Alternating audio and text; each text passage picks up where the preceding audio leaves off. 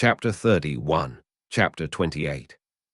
Once the hedges had closed behind them, any sound from the crowd was blocked, leaving them to stand in eerie silence. It was far too dark to be natural.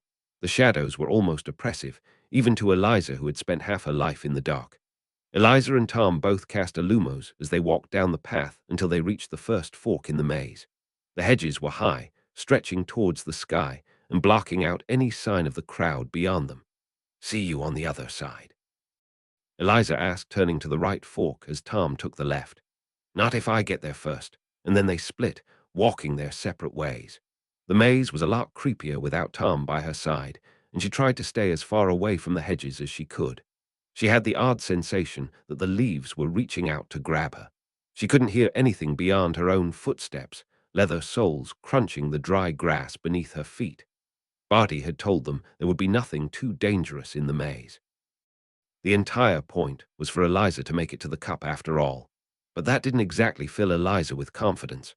There hadn't meant to be anything too dangerous in the lake either, and yet look at what Eliza had swam into. Eventually, she came to another fork in the maze. Whispering a quick, "Point me," she decided to take the right fork again, only to stumble back when she almost walked into Hagrid's blast-ended scroots. Cursing, she edged backwards, debating what spell to use to take them out. Their shells were practically impenetrable, which was what made them so annoying to handle. She wasn't saying she and Draco had actually proven that theory, but there had definitely been a lesson where Hagrid had left them unsupervised. Really, he should have encouraged his students' curiosity. Eliza tried a knockback jinx, and then a stupefy, but each jinx was easily deflected by the Scroot's rock-hard shells. Instead of continuing to fruitlessly curse them, Eliza instead cast a quick, alert ascender, and simply jumped over the damned things and continued on her way. It was then she encountered a rather strange fog blocking her pathway down the maze. There was an intersection near her that would allow her to divert from her chosen path, but the quickest way to the cup was through the strange mist. Casting a myriad of detection spells, she determined it was nothing that could harm her, merely some illusion magic. Eliza took a bracing step forward. The world span around her for a few jarring seconds, and she slammed her eyes closed. When she cracked them open again, she found that the sky was beneath her. She was stood upside down on the ground. To say it was mind-boggling would be an understatement. Eliza decided to bite the bullet and shuffled forward. She didn't go plummeting to the floor sky. And so she charged forward. It was kind of like when she did a roll when she was flying. It made her feel vaguely nauseous.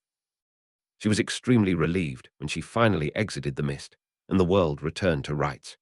She passed a few more minutes silently weaving through the maze, continuing to head northwest to the maze's center before encountering anything else.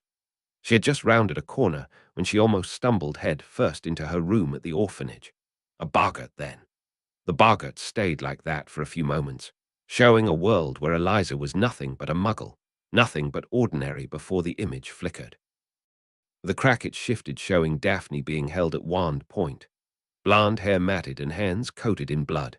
Crack, Draco pale and shivering on the floor, limbs contorted at awful angles, bone piercing straight through his leg. Crack, Blaze doubled over, blood running from his mouth as he choked on a poison she couldn't save him from.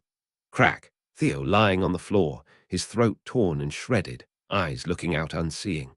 There's another loud crack, and then Tom was stood in front of her. There was a manic smile on his face, and his hands were coated in blood. There's a cavity in his chest, a giant, concaved, gaping hole. She could see his bone-white ribs, could see the hollow cavity where his heart should be pounding. She tried not to throw up as she watched maggots crawl up his ribs, wriggling absurdly as he continued to smile at her. "Did you just summon my heart?" The wind could blow right through him. "I wanted to see if you had won. Ridiculous," Eliza shouted, wand hand wavering as she faced down the boggart. The boggart shifted. Tom was still stood in front of her, but this time he was surrounded by ducks, just like he had been from the duel all those months ago. "Really, darling," his doppelganger said, and his face was so exasperated that Eliza let out a bark-like laugh, and the boggart retreated. She continued on through the maze. 10 minutes passed, and Eliza hit 2 dead ends as she traversed the maze. The maze grew darker and darker. The hedges looked more vicious as she continued on, which reassured her that she was on the right track when she suddenly heard a yell. Darting around the hedge, Eliza paused when she saw Diggory caught in a floor trap in front of her, the grass climbing and weaving around his feet as he struggled. His wand was lying on the ground a foot away from him. "Potter," he yelled when he saw her approach, "help me out, would you? For Hogwarts." Eliza paused to raise a singular eyebrow as he struggled fruitlessly. "Sorry, Diggory, no hard feelings," Eliza chirped, and before he could even shout, she hit him with a stupefy. She was sure he'd thank her for it later. Eliza moved on, using the point me spell again to check she was heading in the right direction. She continued down the straight stretch of the maze and felt her heart leap to her throat when she saw what creature was now blocking her. A sphinx. She really was an incredible sight. The great clawed paws and lion body. The sphinx was fearsome. It was also in her way. "You are very near your goal," she spoke in a deep, hoarse voice. "The quickest way is past me. What do I have to do?" Eliza asked, gripping her wand as the sphinx sat down on its haunches. "Answer my riddle. Answer correctly, you advance. Answer wrongly, I attack. Stay silent, and I may let you leave." "Give me the riddle," Eliza demanded, tilting her chin up. The Sphinx recited the riddle as asked, and Eliza mulled over the Sphinx's words before replying steadily. "A spider." The Sphinx smiled at her and moved out of her way. Eliza didn't even pause before she dashed forward. She had to get to the cup and Tom quickly. She couldn't afford to waste much more time. Eliza jogged forward through the maze now, the hedge walls closing in as she drew closer and closer to the center. She tripped suddenly and barely managed to save herself in time. Lifting her wand higher, Eliza inhaled sharply as she saw carnivorous vines slowly unwinding from the hedges all around, closing in on her. Breathing in deeply, Eliza held her wand aloft and cast the largest incendio she could and dashed through the maze. The vines uncurled quickly to get away from her as Eliza left charred plants and ashes behind.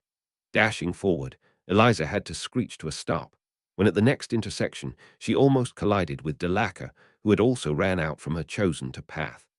Eliza immediately rose her wand as Delacre shifted into a dueling stance, tossing her mudded blonde hair behind her. "Get out of my way, Potter," Delacre demanded, but Eliza refused to move, even when a dangerous look came over her face. Out of the pair of them, Eliza was far more monstrous. "I said move, you freak," Delacre spat, and Eliza immediately felt her anger rise, cold and overwhelming. It was a quick duel. Eliza didn't bother sending up red sparks for the fallen champion. The vines could have her. After another few minutes, she rounded yet another corner. Finally, ahead of her, she saw the gleaming cup, but that was not the only thing in front of her. A giant looming spider, an acromantula, stood between her and the cup. It was gigantic, each of its legs as thick as her arms, with 8 menacing, glittering eyes all trained on her. It snapped its horrifying razor-sharp pincers once before it scuttled towards her. Thinking quickly, Eliza cast a cutting hex at one of its horrifically hairy legs, but it didn't even manage to impale the thing. Eliza darted to the side just as one of its legs landed where she had been standing. Eliza fired of as many hexes as she could think of, but they weren't even making the spider stumble, and she had no time to stand her ground as she weaved between its legs to avoid its pincers. Desperately shooting a cutting hex at its stomach, Eliza stumbled backwards as the spider reeled around with ridiculous speed. Its mandibles glimmered in the faint light. She couldn't risk using any dark magic in front of such a crowd, but she was quickly running out of options. She had one last spell to try. "Incendio," Eliza shouted, pouring her magic into the spell, and watched as the spider reeled back with a wailing screech. Eliza didn't let up even when she was assaulted by the acrid scent of burning flesh. The spider gave one last blood-curdling screech before it fell over, rolling onto its back, dead, and still faintly smoking. It was of course at that point that Tom finally rounded the corner. He paused in surprise as he took in Eliza and the charred gigantic spider behind her before have fun. "Shut up," Tom chuckled softly before meeting her on the path, the both of them turning to face the gleaming cup. "You do remember the plan, Eliza. Why can't the Dark Lord just go alone, Eliza?" Daphne had asked one day in the Commons. "How can we contain something that's incorporeal?" Eliza had responded with a smirk. "I have to resurrect him first." "Yes," Eliza said seriously. They grabbed the cup together. Immediately, Eliza is grabbed by the yanking feeling that only came with portkey travel, and she landed heavily on the other side. jarring her ankles as she made impact with the ground. She let the cup fall from her hands, clattering to the ground, and drew her wand nervously. Tom had already disillusioned himself beside her to avoid being spotted.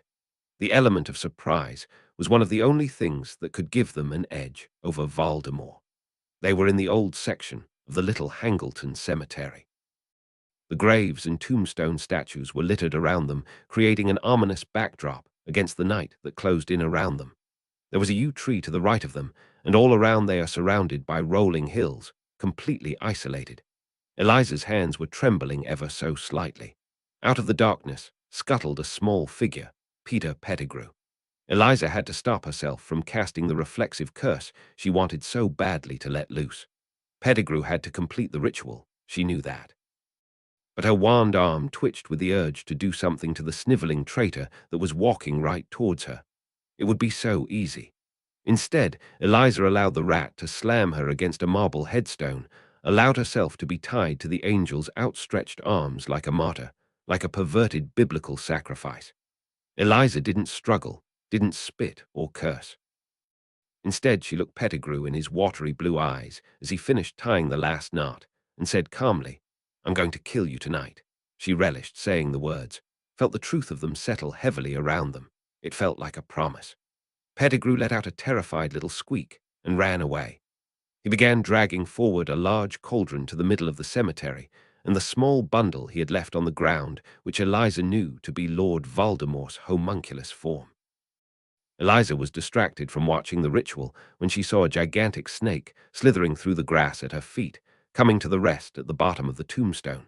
The snake didn't seem particularly hostile. In fact, it was coiled up much like Jormy did when he was in a good mood. Eliza continued to focus on slowly loosening her shardy bindings. A minute later, she heard Tom's hissing voice. "He has turned Nagini into a Horcrux," came Tom's distressed voice, and Eliza felt her heart drop. They had never planned for this, had never thought to expect something like this. "I can't do this, I don't," Tom's hissing stuttered from beside her. It could kill her, Eliza. Eliza could feel Tom's distress as acutely as her own. "Stop," she hissed back as discreetly as she could as she kept an eye on Pettigrew, who was still struggling with the cauldron.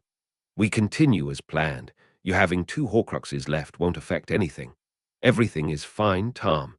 He let out an audible, relieved sigh beside her. "Has she agreed to work with us?" Nagini coiled further around the headstone, her head raising up so she could look at Eliza. "You are helping my master. I have told Master I will help protect Little Speaker as you are saving Master." Eliza nodded, and Nagini sunk back down. Tom disappeared again to avoid risking detection. Eliza breathed out slowly. Hopefully, that would be the last diversion to their plans tonight. She already felt uncomfortable, could feel her heart pounding in her chest as anticipation thrummed through her. They couldn't encounter any more problems. They couldn't afford for anything to go wrong. "It is ready, Master," came Pettigrew's sniveling voice as he finally readied the cauldron. Pettigrew's whole body was shaking as he approached the homunculus. He picked it up with barely concealed revulsion before he slowly lowered the homunculus into the simmering cauldron. "Bone of the father unknowingly given you will renew your son," Pettigrew incanted haltingly, and Eliza itched to make him bleed. The grave beneath her cracked open. A fine trickle of dust rose into the air and fell softly into the cauldron that began spitting madly. Pettigrew whimpered as he drew a long silver ritual knife from inside his robe, breaking down into petrified sobs that had Eliza wrinkling her nose in disdain. "Flesh of the servant willingly given. You will revive your master."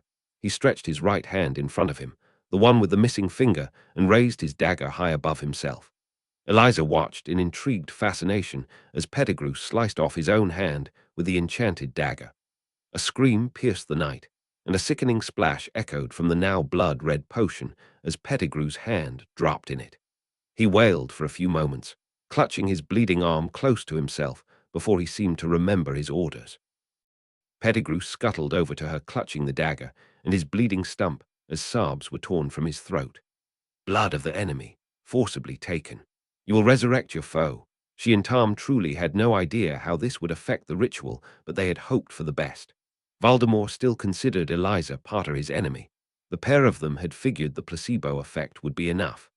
Eliza restrained herself as Pettigrew brought down the dagger, slicing open her left arm. Eliza barely felt the pain through her seething, roiling anger. Not long now. Eliza watched intently as Pettigrew stumbled back to the cauldron with a phial of her blood. The second Pettigrew completed the ritual, Eliza would free herself. It was a shame she wouldn't have as long with the rat as she would have liked, but Eliza had no problem with brutal efficiency. Pettigrew dropped her blood into the cauldron. Now, Eliza ripped through her binds with her magic as Pettigrew slumped to the ground. Cauldron behind them began to emit a brilliant white light. Pettigrew scrambled for his wand the second he realized she was free, but he was too late. Eliza aimed her ever-faithful wand at the sniveling coward and cast the most brutal curse she knew. Pettigrew let out a horrible, mangled scream as he was quite literally skinned alive. His skin peeled away from him in a matter of seconds.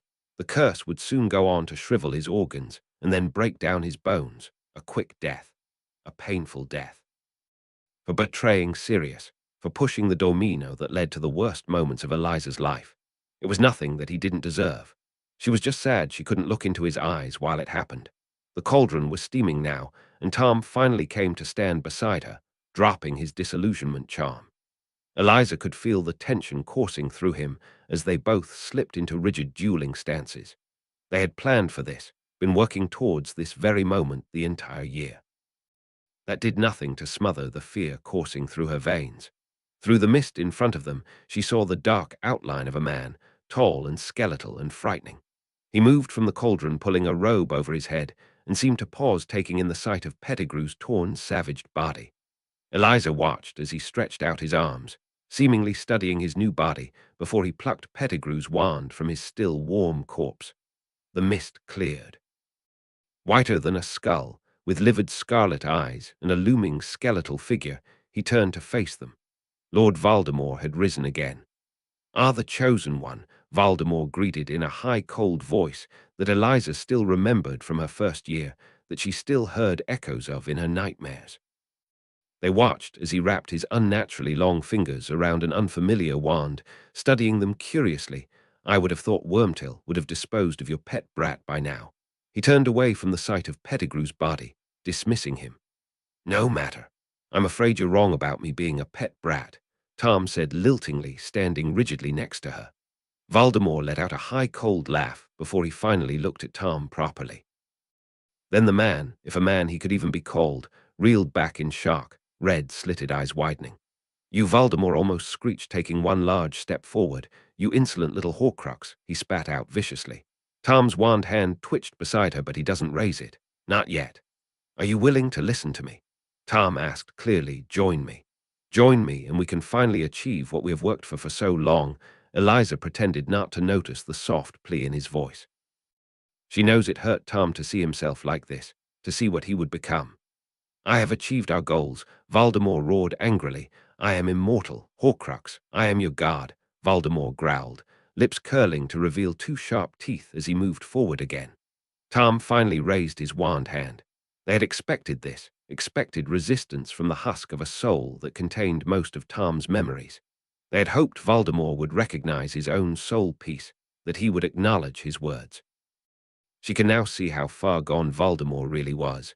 It's a strange thought, knowing that her Tom could have grown, did grow into the monstrous figure before her. She wondered what might have happened if things had just been that bit different. If she hadn't gone to the orphanage, if she hadn't found her court, if Ginny Weasley had never bumped into her and dropped an old ratty diary on a corridor floor.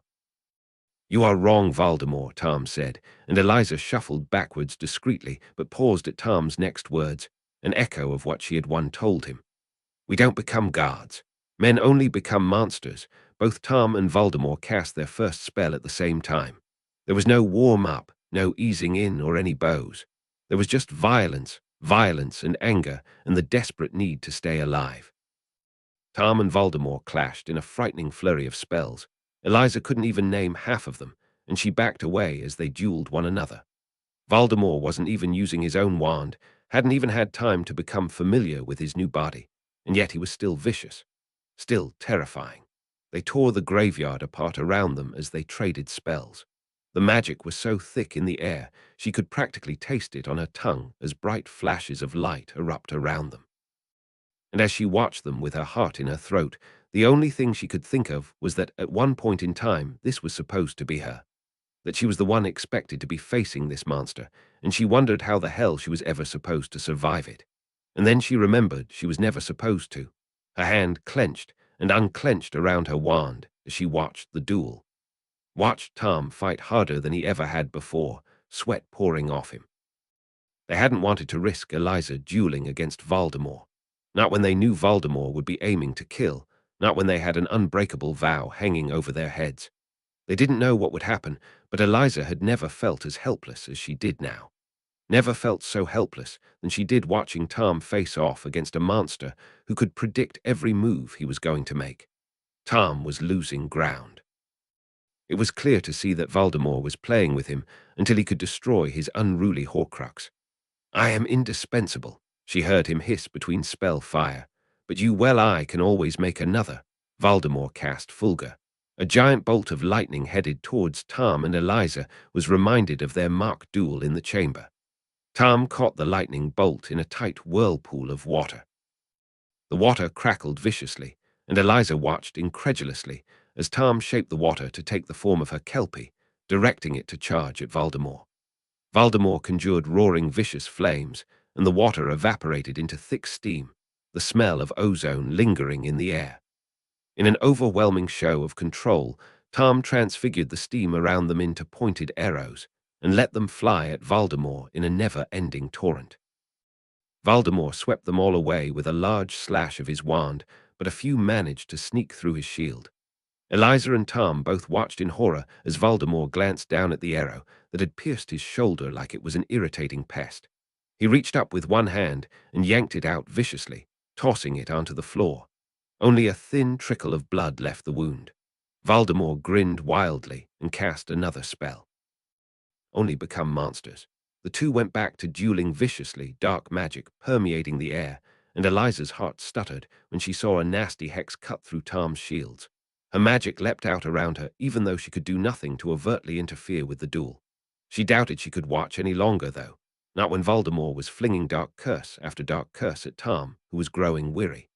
Tom was slowing down, but Voldemort wasn't tiring. He moved quickly in a never-ending assault. Hopelessly, she thought that it was only a matter of time. Then she felt her magic brush up against something that made it leap and crackle.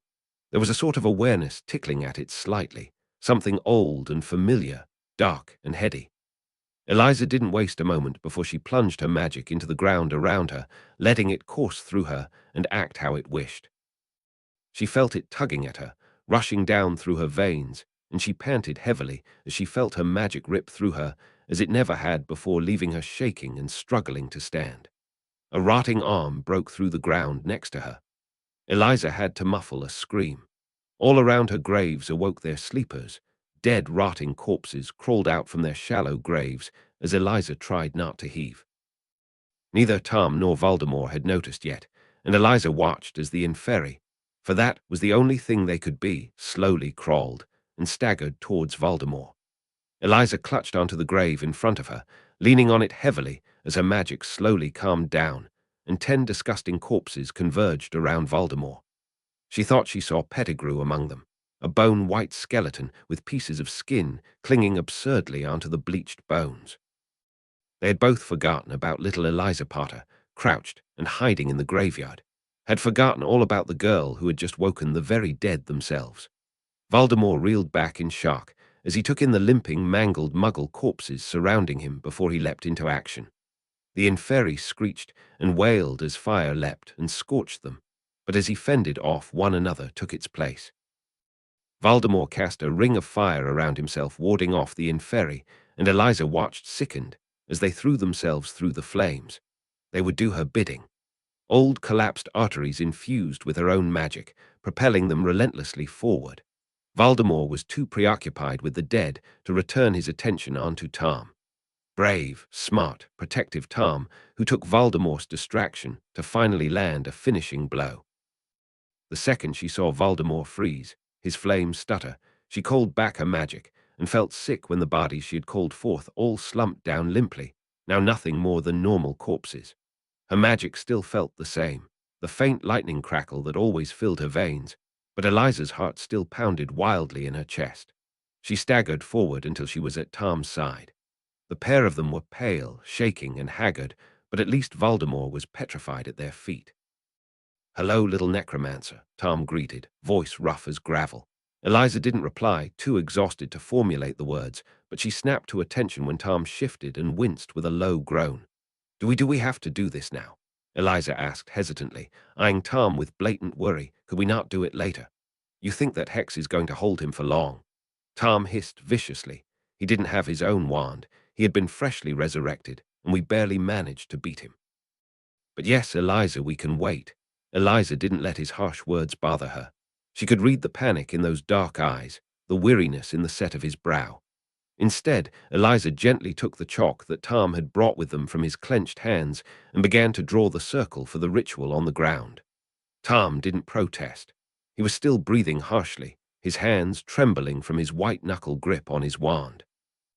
Nagini slithered up to them, resting just beyond the line of the circle, keeping her unblinking eyes trained on Voldemort.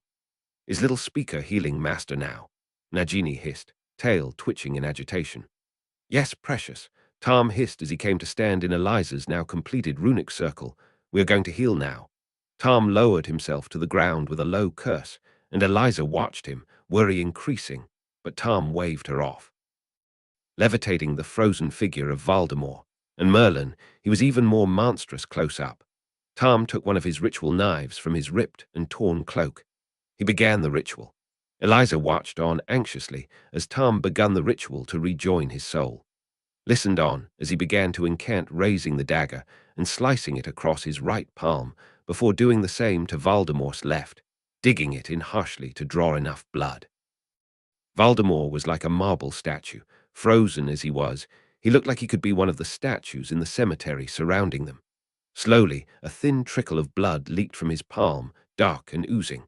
With one last stuttering breath, Tom slammed their hands together. A blinding white light erupted from the ritual circle, encompassing Voldemort and Tom.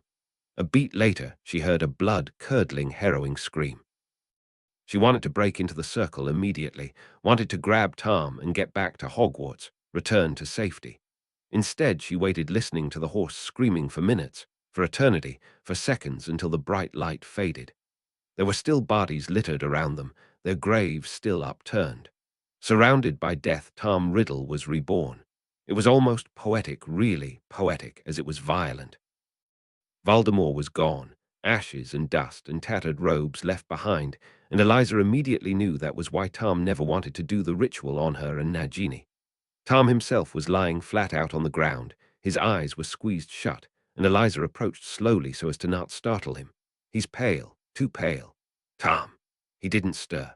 Eliza edged closer. It was probably just magical exhaustion. She could just poke his nose, and she's sure he'd wake up with an offended squawk, an indulgent smile. "Tom." Eliza spoke again, throwing herself to the ground beside him when he doesn't reply. "Little speaker." Nagini hissed worriedly by her side. "He smells of blood." Panic clawed at her lungs. Eliza ripped at his robes with shaking hands. "They're soaked through." Pushing them away, Eliza choked when she saw the large puncture wound just above Tom's stomach. "He's covered in blood." "No, no, no," Eliza murmured frantically, the word falling repeatedly from her lips as she took in the sight of the bloody wound. She pressed her hands down against the wound and tried not to cry when her hands were instantly coated in Tom's blood, horribly warm and stickily against her palms. "No, Tom. Tom, wake up," Eliza pleaded as her eyes burned with unshed tears as she tried to increase pressure on the wound. He didn't move. His eyelids didn't even flicker. "You know I'm shit at healing spells," she choked out. Breathing stuttered as she tried to fight back the panic. "Come on, please," she begged. "You have to wake up." She repeated the words like it was a prayer. He didn't move. He was barely breathing.